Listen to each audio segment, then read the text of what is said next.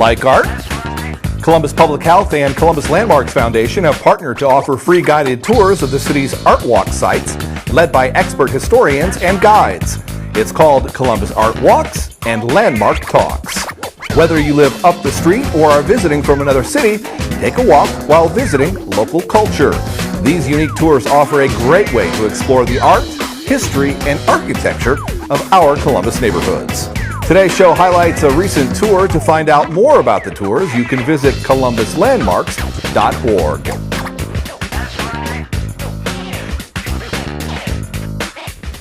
Welcome to the first Art Walk. Every Monday between now and October, we will be doing this at 7 o'clock. A large part of this tour is about your power of observation. If we just stand here and kind of look at the whole length of the building, what I wanted to point out is that this building is a 1881 building, and the building actually did make ice. And in fact, most of the building is not even used by the restaurant. There is still ice making equipment that is in there. And sometime in the 1880s, they stopped making ice out of the Scioto River water, which everybody should be very thankful for. Location of this place being here, any guesses? We're going to pass a lot of industrial buildings. Do you know why a lot of them are located here? Or do you know anything about the history of Franklinton? Starts in 1797. But what's its most, if you know the history of it, what is its most disastrous moment in history? The flood. 1913 flood, which you will be surprised when I point out something to you on our walk, how far it went. It went as far as Central Avenue, but how far it went and how deep may surprise you.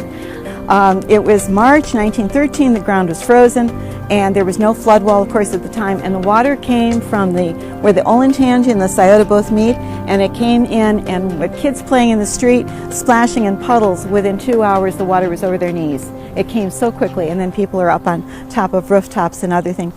So let's walk around the corner. So come on up. Do you have a memory of what this building has been in the past? Train station. The train station was a long time ago, but it was a train station. Volunteers of America, probably for many of you. And there was probably, you remember, a big annex kind of store over here that was part of it. Now, what's interesting to think about with that 1913 flood was that this building was here already. It was here in 1895. And how far would you think the floodwaters might be from the Scioto? Because remember, the Scioto and the Olentangy are crossing right about over there. How high up do you think possibly the waters got, just using this as an example of this portico? No guesses. Oh, go for the top. Ceiling. Above. It's on the second story inside is a watermark. Unbelievably deep. Unbelievably deep. And so when you've got this amount of water, it's amazing a building like this is actually still standing and wasn't knocked from its foundation. It's got a very notable architect. Any guesses as to who? The guy who always is designing the most interesting looking buildings around Columbus at the turn of the century, 19th century, designed at Ohio State, Orton Hall and Hayes Hall, individual houses, the Old Governor's Mansion. The architect? Frank Packard. Yeah, Frank Packard in conjunction with his first partner, Yost. And they were always known for these very distinctive buildings. And so this pagoda shape, this whole piece, this is not the only train station. The bigger train station is, of course, where we think about Union Station. Were the tracks always up there? No, they ran right across Broad Street. They went up about 1911, and the idea was you couldn't cross the street, obviously. At one point, there were so many near misses and real true hits of horses and buggies. Most of the historic railroads in Columbus come from the south, from Hocking Valley. So this became a very prominent station until New York Central bought it, and then they close it to move it to the one that's over there.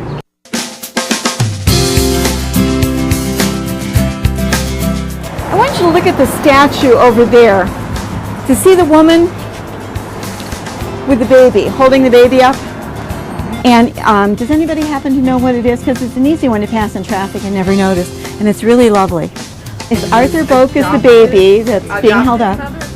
And the adoptive mother, who is Sarah Sullivan. The Sullivans found Franklinton 1797.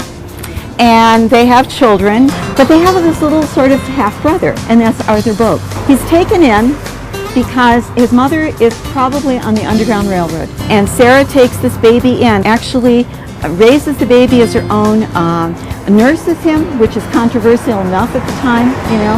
And Arthur Boak is buried in the Green Lawn Cemetery in the Sullivan plot.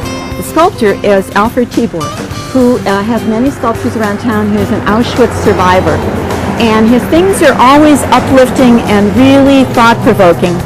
And so he heard the story about Arthur Boak from a woman by the name of B. Murphy. B is an older African-American woman who works a lot on the west side, who looked for a long time for that monument or that gravestone. She didn't know what she was looking for to find it in Green Lawn, and found that there was a marker for Arthur Boak, this Arthur Boak grown up, and the stone had broken and was actually in a kind of a bed of shrubbery. And when she found it, she rushed to her car and grabbed shaving cream. This is a woman always prepared, and a little brush, which is how you clean gravestones, and she scrubbed it, and lo and behold, she found Arthur Boak and his entire story written on this tombstone. Well, Alfred Tibor heard the story that B had found the tombstone, and he was so intrigued by the story, he wanted to create the monument to both of them. And so that is what you see there. Let's go see another statue. All right.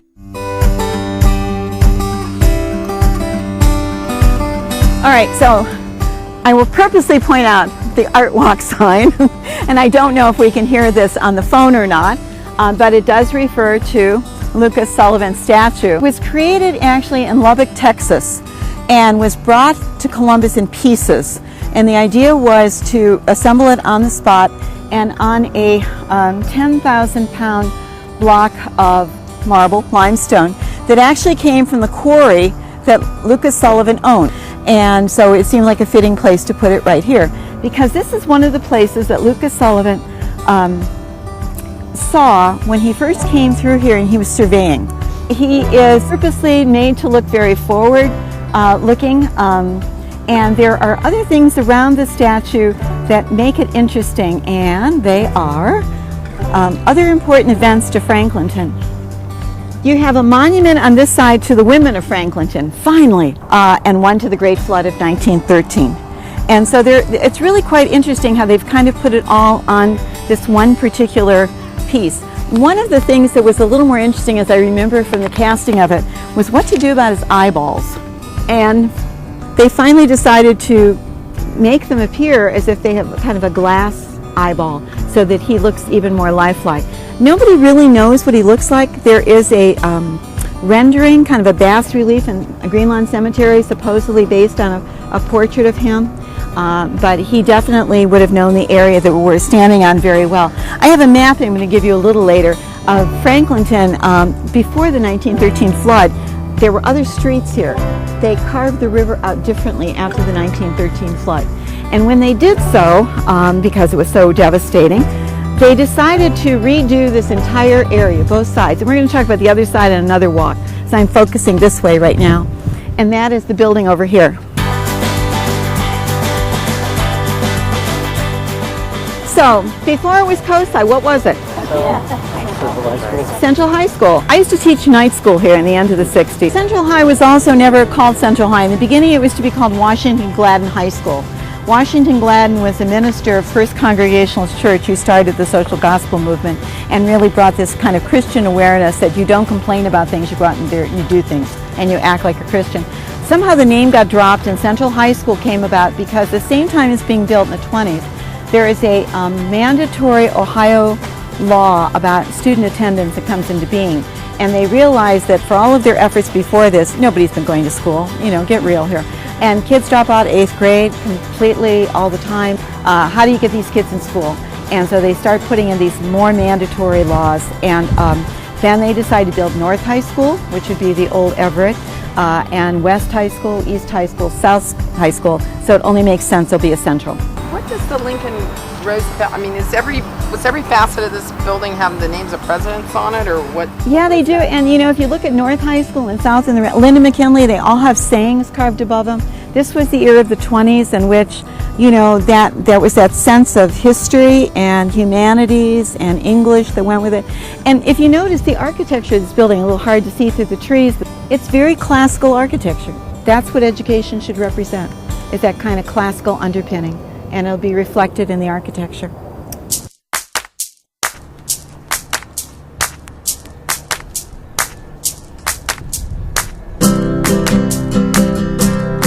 I want you to look at the sweep of the river right now with a new bridge, which if you haven't crossed on foot is definitely worth it, with Miranova, with the old Waterford Tower there. But notice how all of the bridges from the Broad Street on have an odd curve at the bottom. And the odd curve is purposeful, not just design, and that is in case there is ever another flood, the water can move slowly down with large pieces of debris, and it will be unimpeded. The Town Street Bridge, which is only back now as a footbridge, was actually the one that for a while was loaded with dynamite after the Civic Center was rebuilt, with the idea they would blow it out if they had to in case of another big flood, sending lots of water into what was then farmland, but today of course is highly developed. So there's both, you know, purpose and design here. What I noticed is that the top of the I don't even know what building that is. That Miranova? The top of that is curved, and then the bridges are all curved, and the windows at the top of that new building, everything's curved. So that side all spoke to me of the river and the waves and all. And on this side, of course, with the classical and the square structures and the big chunk, but that side survived the flood and this one didn't. I thought that was ironic. So she was looking at this as, and I think you said it looks like it's of the river, and that was just so lovely. Great, thank you. So you up for a little bit more? All right. Okay, we haven't lost anybody?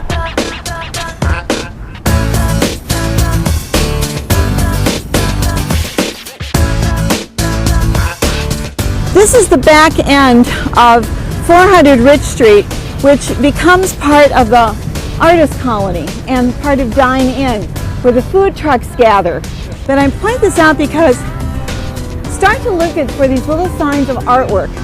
This was part of a program that started in 2007 with graffiti artists, and it was called Urban Sprawl.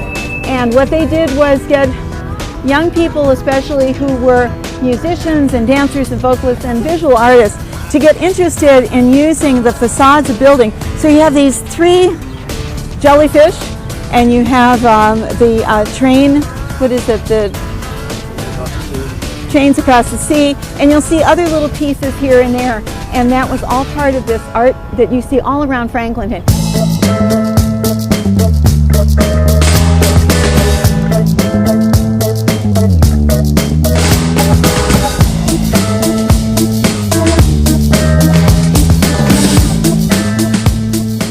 Easy to pick out industrial buildings as we walk along, from some of the homes that are smaller homes that have been converted, things that perhaps were garages, things that went on into being other second life. But this building is truly a mystery. It appears on the auditor's website as being built in 1940. It's clearly older than 1940. It appears in the city directory in 1915, and it appears in the city directory in 1913, which is the year of the flood. So obviously it was here and still standing. The openings, though, are very interesting, because if you took away the downstairs for a minute, what might you think this building was? Just based on a school, doesn't it? Yeah, and we can't find any reference to it being that. We don't know what was in the upper part, kind of in the pediment, which might have had a sandstone piece that said something. And my husband speculated that in Columbus there's a lot of people who name apartment buildings and things for their wife or their daughter, or the husband and the wife, and that may be some ex-wife up there, you know, and it was an apartment building. But I wanted to point out the church to you because there's kind of a little interesting history. First of all, you know, the large circular window you would find in cathedrals is usually called a rose window. Look at what's in the center of the rose window. It's a daisy. It's a daisy window. And it's got kind of some really interesting detail up above where it looks like a little kind of emblem coming out, maybe a cross, and bits of stained glass. The watermark on the inside of the church from the 1913 flood is just about inside where you see that little damaged brick on the corner. That's how high the water was here. Do any of you know the name of Howard Thurston? Howard Thurston, the magician, the one who's buried in Greenlawn Abbey, the one who perfected sawing the women in half, was a West Side kid, hard scrabble life, actually learned how to become a magician when he ran away from home, and his mother was so happy because he hooked up with an itinerant street preacher who taught him sort of the con games of magic. But Howard Thurston toured Europe, made millions, and finally came home to his impoverished West Side family. This was the most beautiful apartment building in Franklinton in 1895, and it was just really new, and Thurston came back. He came back all the time for benefit performances, and what he did was he put his parents and his siblings in an apartment of their own for the first time they had, and they had this whole section of this particular building. And if you look at just the lovely details around the little dentals that are kind of underneath the windows, the fact that it has towers, this again kind of elegant corbelling, it really was a very, very nice building, and it survived the 1913 flood.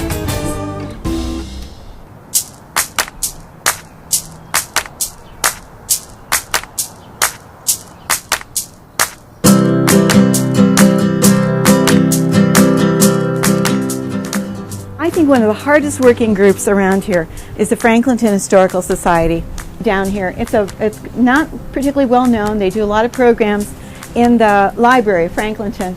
And Carol Stewart was a mainstay. Carol Stewart died last year. She was a neighborhood activist beyond neighborhood activist. And she used to say about Franklinton, we have everything but poor people. And it was really true because there's so much history and so much wealth of everything down here. Thank you very much. Yes, thank you. Oh, thank you. Thank you. That wraps up today's episode of Columbus Artwalks and Landmark Talks. To find out more about upcoming tours, you can visit columbuslandmarks.org. However, you don't have to wait for a guided tour. You can do it yourself.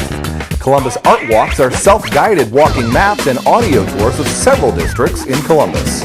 You can download the maps of Artwalk sites, and when you go to the site, you'll find the Artwalk signs that will give you a phone number of a recorded message that will tell you about what you're seeing.